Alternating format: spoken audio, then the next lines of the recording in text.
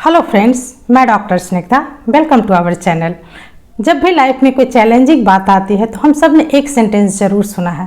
वो सेंटेंस है, हमारे शरीर में खून है, कोई पानी नहीं। लेकिन जब हमारे शरीर में एनीमिया हो जाता है, या जिसे बोलचाल की भाषा में खून की कमी कहते हैं, तो हमारा फोकस कम होने लगता है। एनीमिया क्या है, ये क्यों होता है, इसके क्या लक्षण हैं तथा इसका ट्रीटमेंट कैसे किया जाए घर के स्तर पर, आज के वीडियो में हम यही देखते हैं। एनीमिया एक ब्लड डिसऑर्डर है जिसमें आरबीसी की ब्लड में कमी हो जाती है, या हीमोग्लोबिन की कमी हो जाती है, या फिर जो भी आरबीसी या हीमोग्लोबिन होता है वो डिसफंक्शनल होता है। इसकी वजह से हमारे सिर में दर्द, थकान, सांसों का फूलना, हाथ पैरों का ठंडा होना, ये सारे लक्षण उभरने लगते हैं। इसके साथ साथ हमारे नाखून जल्दी टूटते हैं, बाल झड़ने लगते हैं और चेहरे पर पीलापन दिखने लगता है। एनीमिया के होने के अनेक कारण हैं और इसका ट्रीटमेंट भी इनके कारणों के आधार पर ही किया जा सकता है।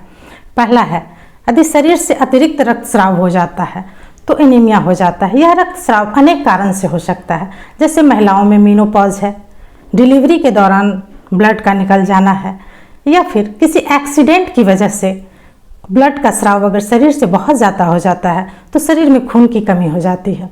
दूसरा है, यदि शरीर में कोई इन्फेक्शस डिजीज़ है, जैसे मलेरिया है, टीबी है, एचआईवी है, तो इससे भी हमारा ब्लड लेवल कम हो जाता है, हमारा हीमोग्लोबिन शरीर में कम होने लगता है। तीसरा है, खाने में हमारे आयरन रिच फूड की कमी हो जाती है, या फिर हम जो लेते हैं उसका पाचन सही से नहीं होता है, तो भी हम एनीमिया के शिकार हो जाते हैं। ये 3 कारणों की वजह से हम एनीमिक होते हैं और इन 3 कारणों का निवारण भी इन कारणों के अनुसार ही होना चाहिए। यदि हमारे शरीर में अतिरिक्त रक्तस्राव होता है तो उसका निवारण ब्लड चढ़ाकर किया जाता है, जिसे डॉक्टर ट्रांसफ्यूजन के द्वारा दूसरे के ब्लड को शरीर में चढ़ाकर दूर करते हैं। दूसरा है, अगर इन्फेक्शस डिजीज़ है तो उस डिजीज़ का इलाज कराया जाता है और साथ में उसे न्यूट्रिशियस फूड दी जाती है और उसके पाचन का ख्याल रखा जाता है, ताकि जो दिया जा रहा है वो सही से पाचन हो।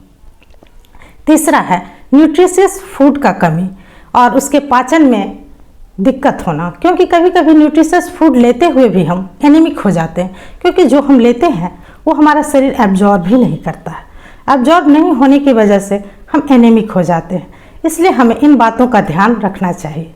ऊपर के 2 जो कारण हैं, अतिरिक्त स्राव और इन्फेक्शन, वो तो जल्दी ठीक हो जाता है, लेकिन न्यूट्रिशियस फूड और पाचन में प्रॉब्लम की वजह से जो एनीमिया होता है वो बहुत समय लेता है, क्योंकि हम कुछ ऐसी गलतियां कर जाते हैं खाने के दौरान। सारी चीज़ें लेते हुए भी कुछ ऐसी गलतियां होती हैं जो माइनर होती हैं, लेकिन जानकारी का अभाव होता है, जिसकी वजह से हम लाइफ लॉन्ग इससे जूझते रहते हैं। कभी खून कम होता है, कभी ज़्यादा होता है, इस वजह से हमें परेशानी होती है। और एक और गौर करने की बात है, एनीमिया पुरुषों की तुलना में महिलाओं में ज़्यादा होता है।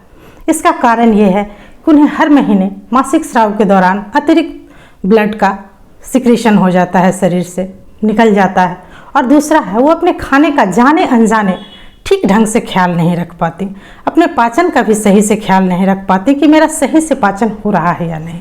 तो आज तीसरे कारण, जो न्यूट्रिशियस फूड की कमी और उसके पाचन संबंधी प्रॉब्लम के कारण जो एनीमिया होता है, उसके ट्रीटमेंट की बात करते हैं।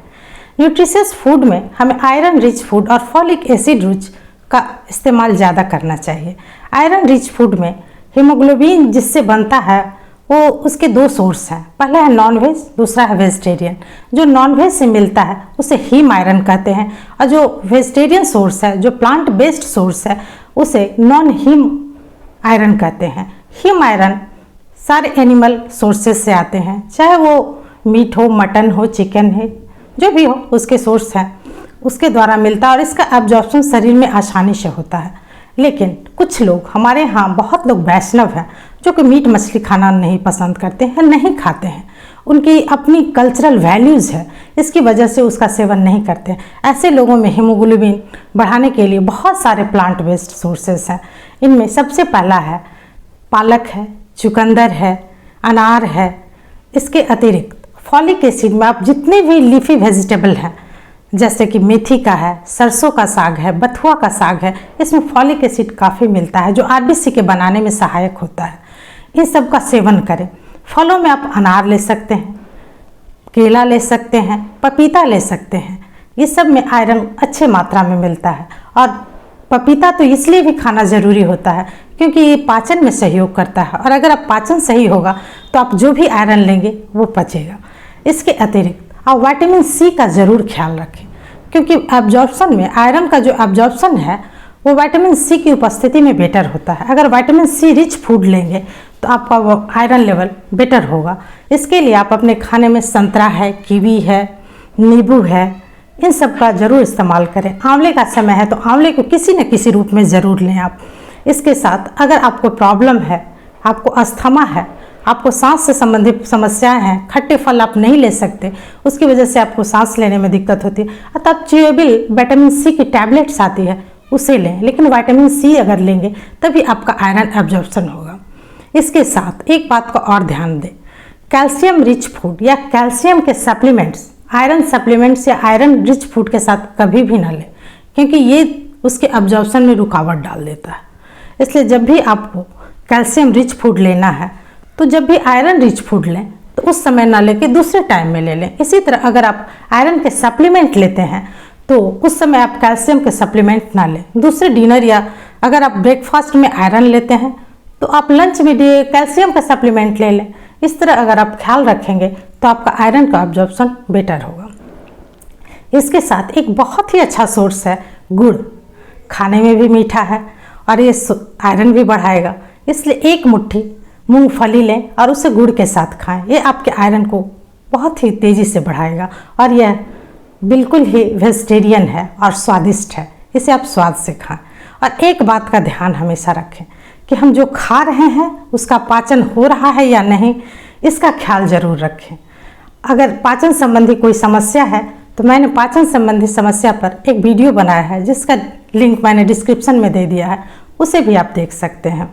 खैर, एक और बात मैं बताना चाहूँगी, जो भी खाना आप बनाएं, सब्जियां बनाएं, उसे आप कास्ट आयरन के बर्तन में बनाएं तो ज़्यादा बेटर होगा, उसका आयरन प्रोपोर्शन बढ़ जाएगा। खाने के साथ साथ कुछ एक्सरसाइज की भी बात मैं करूँगी।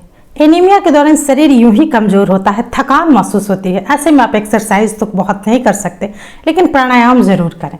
प्राणायाम में आप 5 मिनट कपालभाति करें और 5 मिनट अनुलोम विलोम करें। इससे शुरुआत करें और इसे धीरे धीरे बढ़ाते बढ़ाते 10 मिनट तक ले जाएं।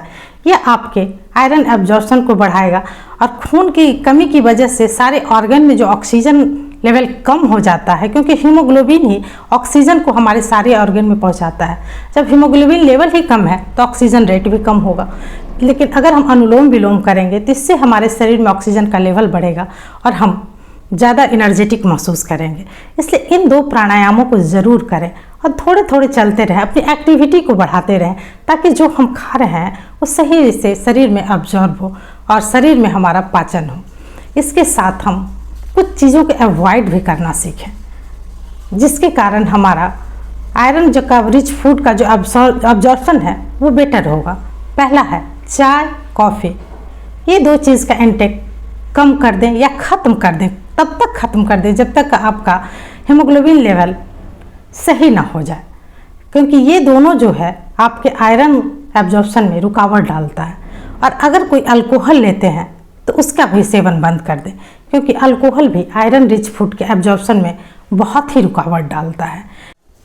इस तरह यदि आप अपने खाने में आयरन रिच फूड लेंगे, अपने पाचन का ख्याल रखेंगे, चाय, कॉफ़ी और अल्कोहल का इंटेक कम करेंगे, विटामिन सी का इंटेक बढ़ाएंगे, कैल्शियम के साथ आयरन रिच फूड या आयरन रिच सप्लीमेंट नहीं लेंगे, इसके साथ साथ अगर अपने खाने को कास्ट आयरन के बर्तन में पकाएंगे और कुछ प्राणायाम और अपनी फिजिकल एक्टिविटी को करते रहेंगे, तो कोई कारण नहीं है कि आपका 1-2 हफ्ते में ही iron level, haemoglobin level better हो जाएगा और आपके शरीर में जो खून की कमी की वजह से जो परेशानियां हैं वो ख़त्म हो जाएगी और आप फिर से एनर्जेटिक हो जाएंगे।